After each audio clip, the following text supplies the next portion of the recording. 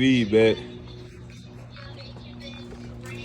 Alright, so I took all the spark plugs out, and now I can turn the engine freely. Like it ain't no resistance, dog, nothing. Like she just turned. But it do seem like that damn starter is having a hard time turning the engine, so everybody was saying take the spark plugs out, see if it'll spin freely. The engine spin, no problem. No binding, no clunking, no nothing. She spin.